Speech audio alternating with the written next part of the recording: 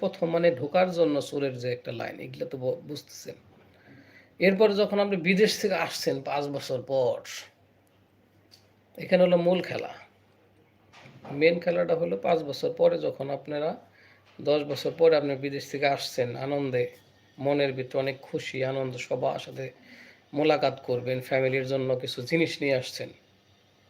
ধরেন একটা মোবাইল নিছেন, ছোট ভাইয়ের জন্য, ওয়াইফের জন্য কানের দুল, চেন, কলাই, নাকে, হাতের বালা, এটা মায়ের জন্য অনেক কিছু কিনছেন, স্বর্ণের কিছু জিনিস কিনছেন, দামি জিনিস, যেটা আপনার স্বপ্ন যে আমি এটা উপহার দিব।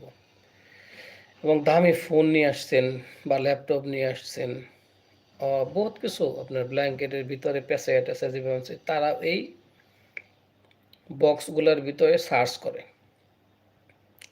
এই চোরেরা যখন আপনি এয়ারপোর্টে বিমান থেকে ওই মালামালগুলো বের হয়, তারপরে ওরা বিভিন্ন সার্চ করে তারা